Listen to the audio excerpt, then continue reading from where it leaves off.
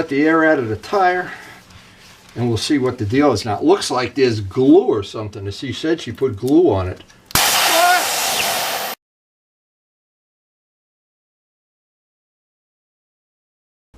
Today we really lucked out again. This has just been it's been a really lucky week. We had a couple of days of riding. We were able to sneak in and get things done while we were waiting for stuff. And ironically enough, we get back yesterday from that nice ride we had on the FZR. And guess what was waiting on the front porch? The valves for Chris's motorcycle. So actually today might be a day we would potentially have gone for a ride. Looks like it's going to be in the 40s, which is, for us here, it's summer. But what I thought I'd do today, did two things. Because we rode the FZR yesterday, I want to clean off all the salt. And it's still, the roads are still salty.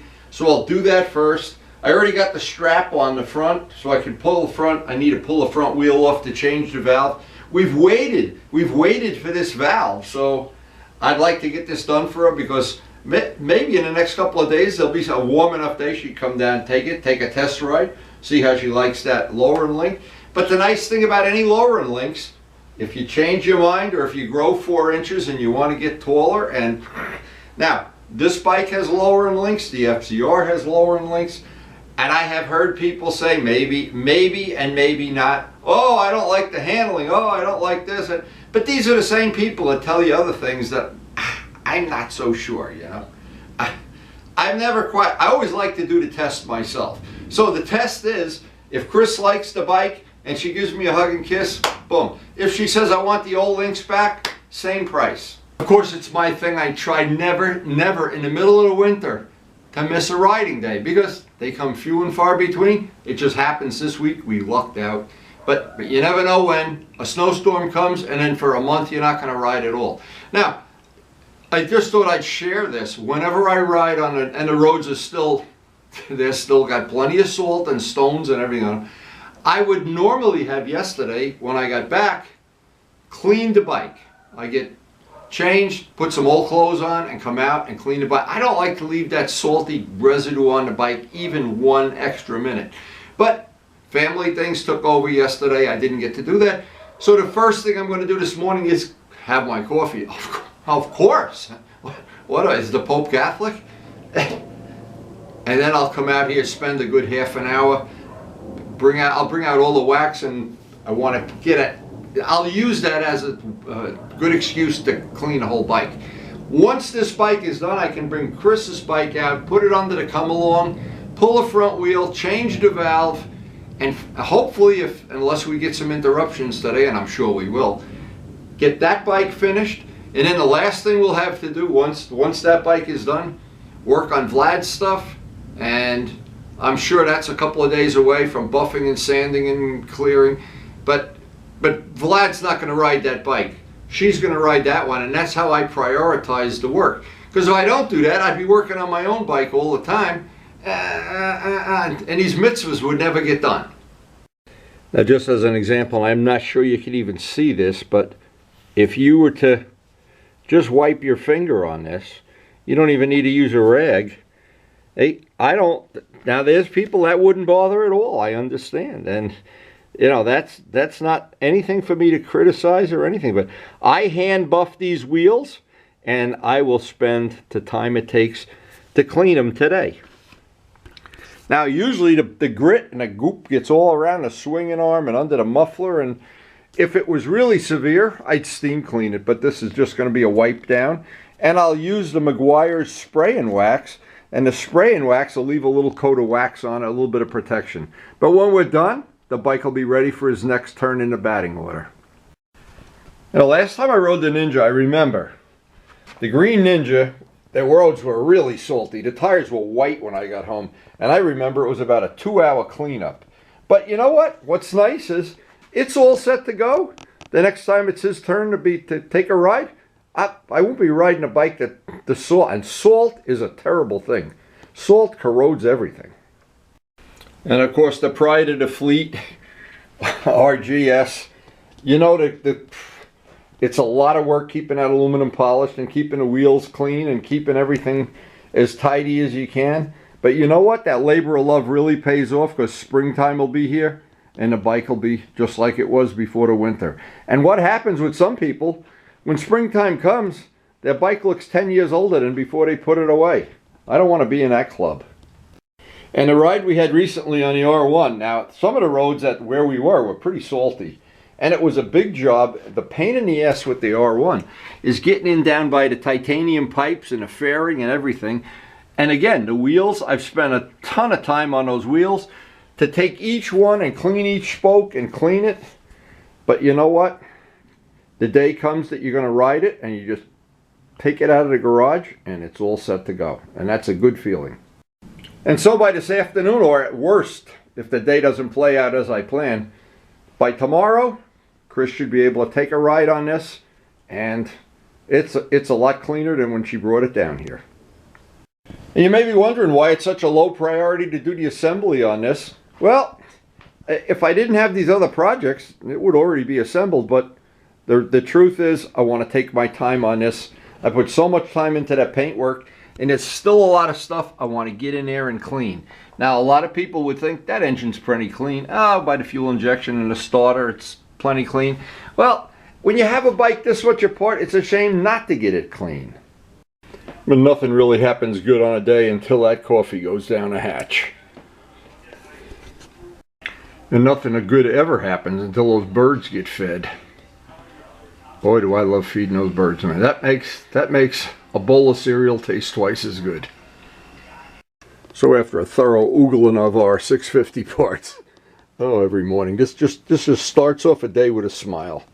I think of how lucky we are. Dave Midgley, how nice it was to get that carbon from him and Dick Hewitt. That worked out great. All of the little trim features on this. We have mirrors we can see out the back now. Proven. We got extra heel pads. Custom parts that aren't available anywhere but, well, right here. And boy, if you've been following along with this video, you know this is the definition of a labor of love. Look at the old Buick going by here. Old Buick starting off the day. So I had a few errands to do first thing in the morning. I wanted to get everything done because once I get out into the garage and get dirty clothes on, I'm pretty much dirty for the day. I always like to get everything done, all the errands, if I possibly can, if that's the way the day plays out, and get a good day in the shop. So this is pretty funny. We have 3 people in our family, our immediate family, that are sick today. And they send me to the drugstore with a shopping list. I come back from the drugstore and I was tempted to tell Karen, I was laughing about it. I'm like a drug dealer. I go to get my supply and then I come back to my customers. So the first thing I want to do, Chris apparently got these from RevZilla. And, well, I'm going to find out. I don't think it matters. I had used Curvy Girls. She apparently has got ZLA, whatever the hell. Oh, she's got some decal. Oh, good. In case you crash your bike, you can put these decals on. I'm sure she'll want them. Anyway, packing slip. Look at this. We got black ones at last. Now, I wonder if they... Let's see. They don't tell you if these are going to be the right ones. Oh my God. Unbelievable. I guess there's only one way we're going to find out. We got to pull a front wheel. And if these are not right, she's going to have a unicycle. Now, whenever I go out after a long, salty ride, there's a couple of things I always like to keep in mind. Flitz is good to add a layer of protection to anything, even to aluminum. But I want to make sure I got... Actually, I should try using this today, since that's new to the program. And this is what I wanted to show. Okay. Shine and wax. What it does when you're done with salt, you've got to wipe it with a clean microfiber. I'm back. I better take a few with me. And leaves a little waxy protection, but then as soon as you wipe it and use the whole microfiber, get a new one. Because you don't want to take the salt and just start grinding it into the rest of the motorcycle. But a little bit of preventive care, and this is the product that's really for the aluminum. White Diamond. Now, I'll use some of this. You have to put this on, let it sit for a minute. It says a minute. And then get a perfectly clean microfiber and wipe it off, and it just pulls all the grit and oxidation right off. Good product. Good thing about this spray and wax is it does a good job of getting rid of any of that road grime, that salt, or whatever you're riding through. And in this time of year, you never know what you're riding through. Dead animals, deer poops, it could be all kind of things on a road. But this is one of the parts of motorcycling I particularly enjoy. Is I don't enjoy cleaning it, I enjoy having a clean bike at the end of it. Now, because I'm fanatical about it, the bike never gets so dirty that I want to trade it in. And here's another thing that I always do, especially the wheels. Of course, you don't want to get any extra on the tires, especially if you're riding aggressively. So, hey, and I hope everybody liked that footage from that old AMA race. We went down with Jacobone, and that was really a great day. And Art, priceless day. But if you do this on a regular basis, it just super pays. Now once I have all the salt and all the grime off, then I can start with that aluminum polish, especially down here on the frame, where I know it's oxidized from being in a garage since the last time we polished it. So a little bit of that blue diamond, black diamond, green diamond, whatever it is. But I don't want to put that on and have grit underneath it. And there's so many polished parts on this bike. Keep in mind, this was a 9-month restoration. I think somewhere between 800 and 900 hours by my estimation. And that may even be conservative.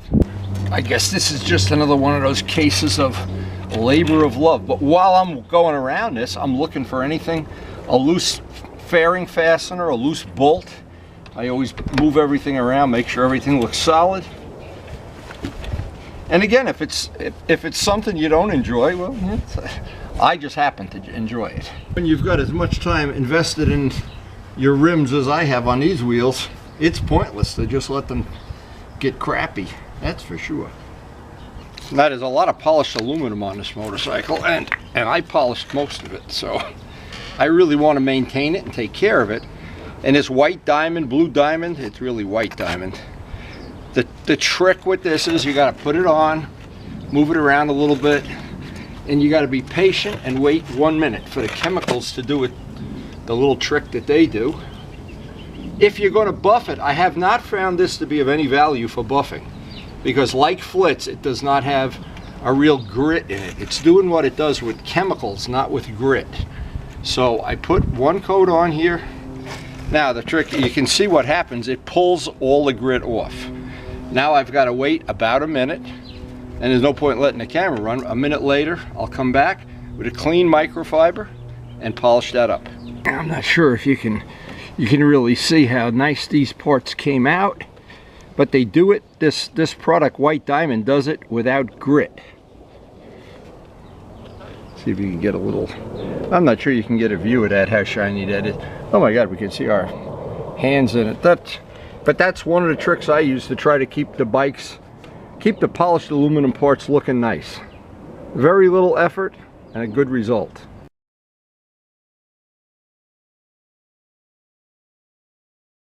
Again, I'm not sure because the sun is so bright out here. Actually, it's warming up pretty nice today. Did not expect that. It's kind of a free bonus. Now, one of the parts of the bike that takes a beating is that pipe that connects the muffler to the header, and that takes a tremendous amount of salt and stone chips and everything, so I try to keep that as polished as I can.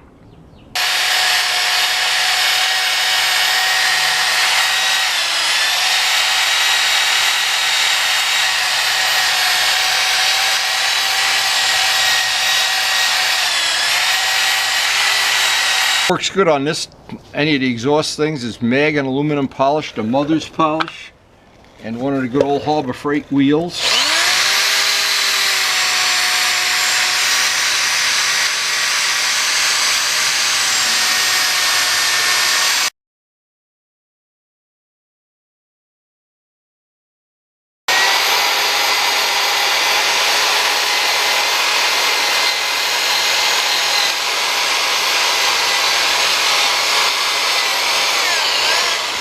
Now what these cleanups usually show me are sometimes there'll be a little bit of rust on a bolt or some oxidation, or the fittings, the end of the brake lines, anything that anything that I can clean up, it's a few minutes of work, and it changes the bike from being a rust bucket to looks like somebody really cares, and I really do care about it. I don't even have to act. I go to acting school.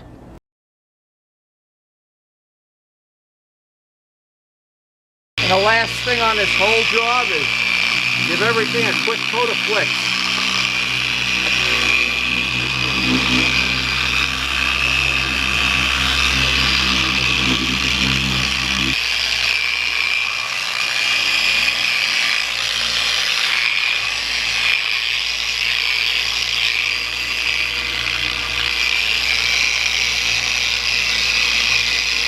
Advertising says it's good for 6 months of protection, and I'm sure Carnauba wax is just as good, but since I've been using Flitz, I use it all the time.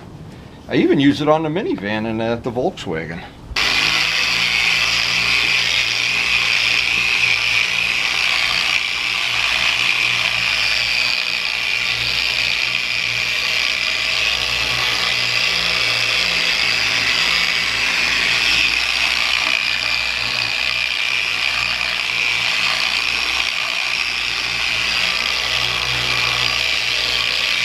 To be very honest, I think this is all time well spent. I'll still have enough time to do Chris's valve and take care of my sick family. Now that I'm a drug dealer, that's really pretty funny how my family, when one person gets sick, you could set your watch. Donk, donk, donk. I'm the only one that never gets sick. It must be something wrong with me. Why don't I get sick? Can never figure it out. By the way, here's a funny story, and it's absolutely true. I've only had jury duty one day in my life, and on that day, it was the biggest storm in the New York area, and they canceled court. That's absolutely true. Maybe it's the same thing. I got that no court, no... I don't know what the hell I got. Maybe I'm just a sick puppy. But I do have a shiny bike at last.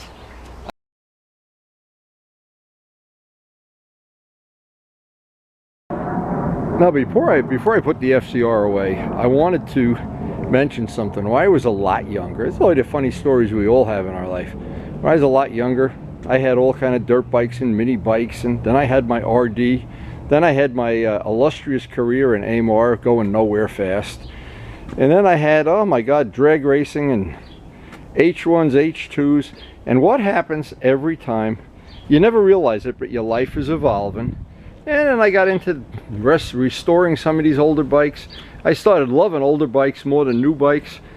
And then what happens is, at some point in time, I realized what it was. I just like having something that I did, not that the factory did. And this bike, when I rode it yesterday, my heart was soaring. Anybody that's done a full restoration knows what that's like.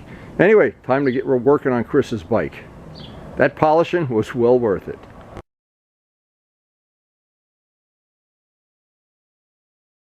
So step one on Chris's bike is I got to move bikes around here, shuffle them around, because what I want to do is I want to have the FCR where her bike is, and I want her bike to be right up under the electric come-along.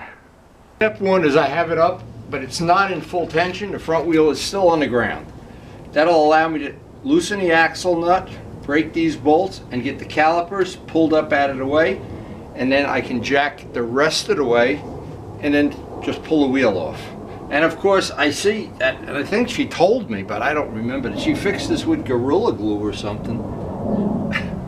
I don't know. But we got new valves, and let's hope they're the right size. If they're not, boy, is she going to get an ass whipping. It's always easy to loosen the caliper and loosen all the axle parts while the front wheel is still on the ground. Once you pick it up, it's moving around and sliding around. It just makes it a little bit easier. Pulling off the two caliper bolts, very similar to the R1, not a whole lot different. And once the calipers are off, I can slide these back. And I've seen people that can do this without taking the calipers off, but I'm not one of them. I guess if you do it often enough, yeah, you can, but... And actually, the bolts were not overly tight. Sometimes I'm not sure why. Probably the Loctite, the blue Loctite usually comes right off. And a lot of times you've got to jiggle the caliper out to get it. I'm going to try to show this. At least on the R1 you do. You've got to wiggle it back and forth just a little bit to avoid hitting the, yeah, it hits the wheel. There we go. Okay, so step one is I looked at this, and I'll clean this up before I put it back. Plenty of brake pad material, even though she's done track days and whatever, who the hell knows. But now to get a couple zip ties and just get these up out of the way before I loosen the axle. Now, just a tip for somebody who doesn't know, these are zip tied up. While you have the calipers out, you don't want to squeeze the brake, or you're going to have to spread them even more. They're going to start closing in, and then you got a problem putting them back on. And it's a really tight fit to get them back on. At least it is on the R1 without scratching the wheel. Now, I don't want to loosen all of these because I want to do just 2 of them. But boy, just doing the first 2 here, wow, this was really not that tight. So I don't know. Vibration, track days, who knows what. Okay, I'm going to leave these loose. The other 2 are tight, and then from the other side, I'll loosen the axle. Okay, once we break that loose, we'll be able to pull the axle. Now with basically everything loose, I just, with the electric come along, get this a couple inches off the ground. We'll pull the axle and should be able to take the wheel right out. Now I try to get the weight of the tire between my feet so I can pull the axle. We're good to go. This is going to drop down now. Famous last words, there it goes. And we're ready to work on this baby. There's a spacer on both sides, and they're both the same, so you don't have to worry about putting the wrong one in the wrong side. That's easy peasy. So, as we always do, while we have this tire off, I'll take some simple green and just get in here and clean this up just a minimum amount, just to make working on this a little bit easier, because we're going to have to do this work. And by the way, it's warming up. It's going to be a beautiful day today. Actually, it's going to be really good. I'll feel real good when this is done. It really only takes a few minutes, and this will be a lot nicer to work on. Now it's good, she's got plenty of brake pad material. There was nothing here that needs any attention other than that valve has a slow leak. And other than that, I think we're going to be good to go here very soon.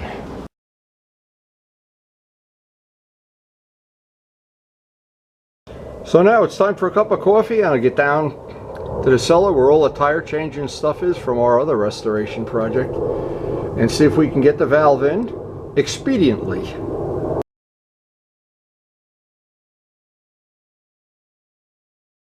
So the first thing I wanted to do is I wanted to clean up the wheel a little bit. Not a big deal. When we're all done, I'll set. Now it looked like the wheel is in pretty good balance, so what I'm going to do is mark the tire exactly where it is, so when we put the tire back, it'll be exactly the same spot. It shouldn't be any more or less out of balance then, but it looked like it was in pretty good balance. And I see there's one 10 gram weight on there, and probably pretty average. But I do want to clean everything up just the way I am. So isn't that a song?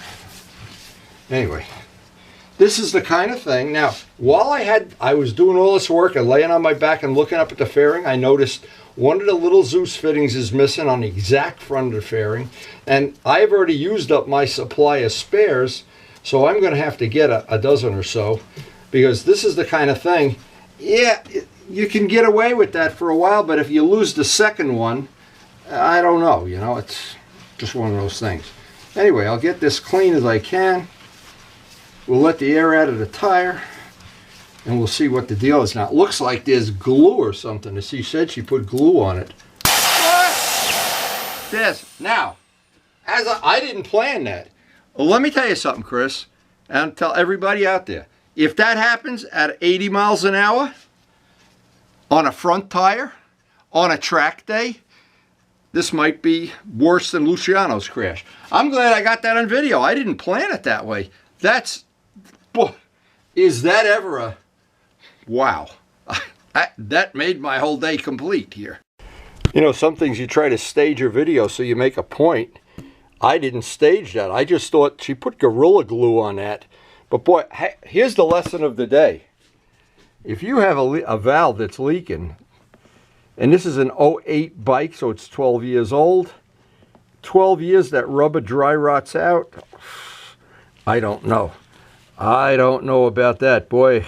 Holy mackerel, that's a first. In my whole life, I've been working on stuff like this for over 50 years. I've never seen that happen. And I wonder if Luciano's ever seen it happen.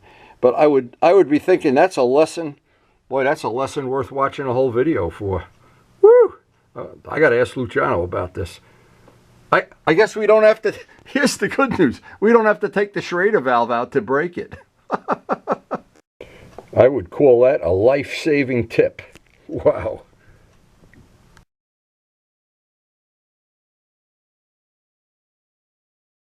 Now, I had no idea what an adventure this was going to be with that valve exploding, but wow, I really hope we saved some aggravation, or maybe saved somebody's life. Chris, if you only knew. Anyway, we have tried to make one of the goals of this whole project that we we try to make this bike safe for her. I'm not sure that we're going to uncover anything else. It's getting a little scary. So now the obvious thing, the thing we all wait to see. Let's see if we can do this. Let's see, where's the valve? We can pull the valve. I was hoping I could only pull this without actually taking the tire off, but you know and I know that only happens in the movies and when you edit video, so probably not going to happen here. So, but we will give it a try. I just don't have a lot of high hope that that's going to happen. But boy, when I think back how dangerous that is, that's really not funny at all. That's really not something I would be happy if it was on a bike I was riding, that's for sure.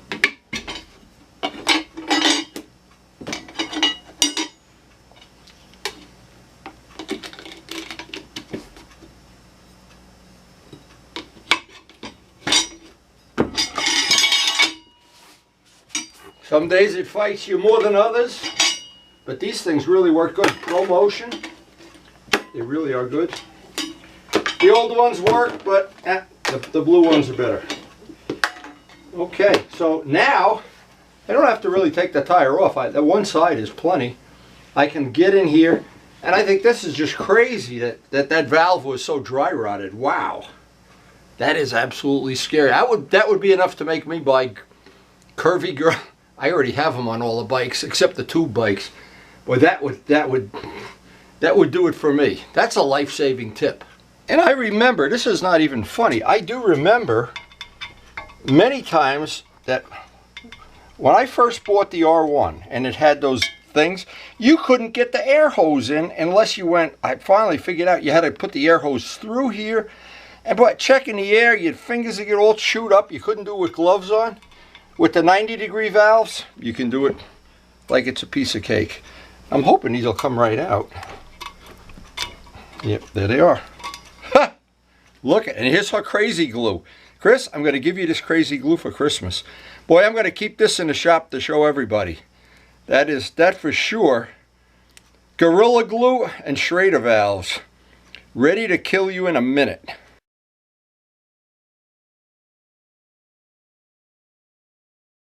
So the ones Chris bought, these are from Bike Master, 90 degree, they're black, they're aluminum, so they'll never do that rubber thing of dry rotting out. So, but that is such a scary thing. In all my years of changing tires and dirt bikes and bicycles and, oh my God, I never saw that before. You learn something every day. And believe me, I have changed a lot of valves on a lot of bikes with a lot of different, there's some crazy steel ones, and I have never seen that happen. Wow, this just shows you. Now I'll save this one for when she does the back tire. You can put that. She's got plenty of meat on the back tire. So, but when we do change the tire, that's going on. Clean this whole thing up with simple green. Now, for anybody who doesn't know this or hasn't put the valves in yet, these have a wide side and a place to put the wrench. They're made out of aluminum, so they're delicate. You can't over tighten them. You tighten them just enough. And by the way, one of the things I like to have, and let me make sure I'm doing it before I'm talking the talk, and I'm not walking the walk. I actually have to have it on the other side. I like it on the side that when a bike is on the kickstand, this is facing. This is facing, that you can get the air chuck in there. And look, you almost can't get your hand in there with these. Wow. So we want that on the other side. It's the other side we want. Let's see, the wheel is going that way, so we want it that way. Here's another trick. When it's a tight fit, it looks like she got the right ones. Tight fit, put a little bit of soapy water or something on there. What happens, that keeps you from tearing up the little rubber grommet. I could get your hands, boy oh boy. It would be nice if I had hands like a mouse. Okay, that goes right in. There we go. Now the trick is, I don't want to pinch that little rubber washer. Now I can get this on here with the wrench side facing out. And we have a special wrench that's got very thin walls for tightening this up. So at least we got the right ones here. Curvy girl, I got the wrong ones 2 or 3 times. But they're always so good about replacing them and sending you new ones. But what happens is right now you got the wheel off the bike, so it's a problem. Now obviously they make super thin wall sockets, but this is just one I ground away because you need to get into that recessed area. And I wish I knew what the torque setting was. It's really by feel. You want it that it's tight enough you can't move it when you go to put air in a tire, but not so tight you strip the threads. And I haven't stripped one yet, but I can imagine that people have. What I usually do is hold this with one hand and tighten it. Now, before I do it, I see if I can move this with my bare hand. It's not tight enough. If it's any tighter, if you make it super tight, these are aluminum and they're very thin. So, not sure I'm showing this. This is a little difficult to show, but we'll try. So I was careful. I lined up where the valve is. I have a mark on the tire exactly where that is, and that's good, of course. That'll work. And let's see if we can just see if it's our lucky day here.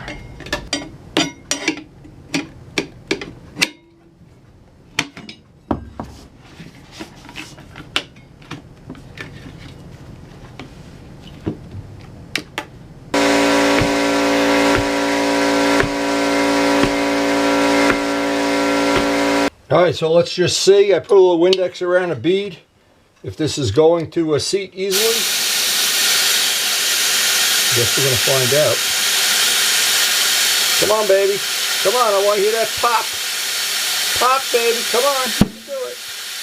You can do it if you try. Yay! Now,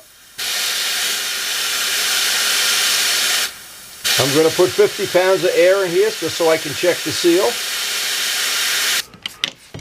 So I want to check the bead, I want to check the Schrader valve, and by the way, never assume that they tightened it up at the factory. That's not a given. So that's not an issue right now. But I want to see if there's any bubbles. Did the tire seat back exactly? It feels pretty good. We'll check the other side too, of course. Now, I never assume that anything is just going to be exactly the way it should be. Now, if I had a different garage operation, I would let this tire sit overnight before I even put it back on a bike.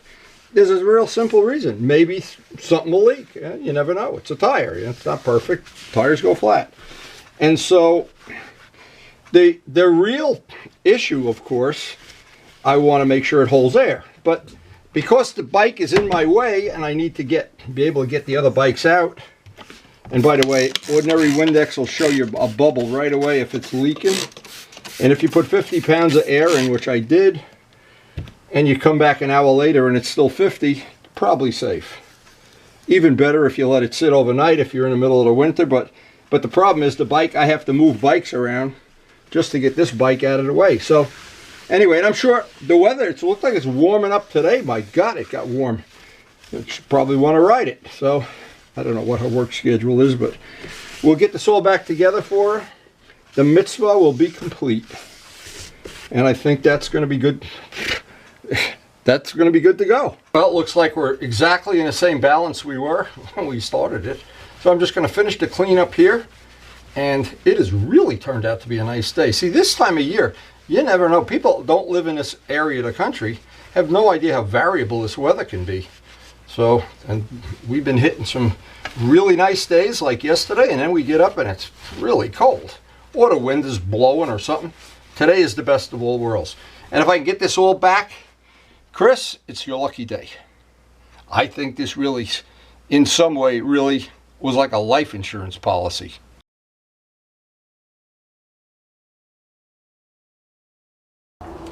Now, installing a tire, we have to put these two spacers in. If they don't seem to want to stick, these look good, they're sticking. But it's a good idea, just put a little bit of wheel bearing grease on them, it'll make them stick better. That's pretty good. Let's make sure we have the wheel in the right way. And now the tricky part. Let's see if I can get my feet underneath it. This will be a real thrill if I can do this. And sometimes it just works out good, and sometimes not so good. That is a good little tip when you're assembling an axle on an R1 or on an R6 that I've used. I just take that edge off with a grindstone. Let me show this.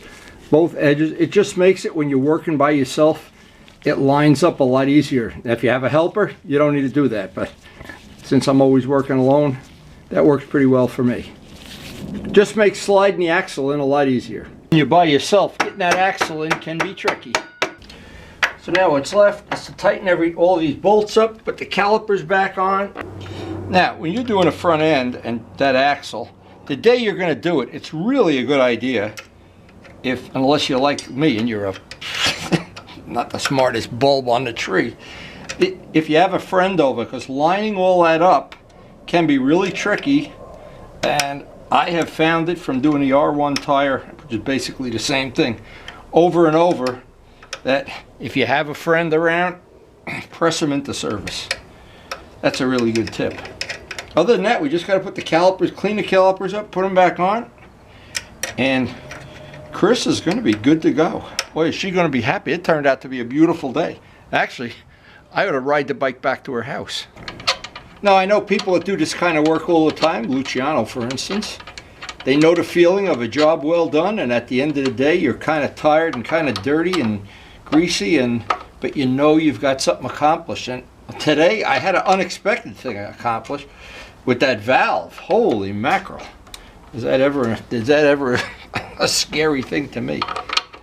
Anyway, I'll get the torque wrench, we'll torque these all down. These are all torqued, and I'll give the bike a quick wipe down and take some brake cleaner and clean the rotors. I always do that because I have grease on my hands and dirt. And I think Chris is good to go. Well, this has been a really long 6 days of adventure. And hopefully we've got it all done right, I hope. And boy, that tire, I'm going over that every 5 minutes in my mind. That's amazing that we escaped without an injury. It's unbelievable. Anyway, the bike is ready. I'm sure Chris is ready, and we just happen to have an absolute fabulous day. It actually went up almost to 50 degrees today. It was actually getting, to me it was getting hot, but I just think when you're passionate about motorcycles and you like working on old stuff and you can do this kind of work, it's a whole different feeling than if you don't do it. I don't know another way to put it. Anyway, I hope you enjoyed the video, and thanks for watching.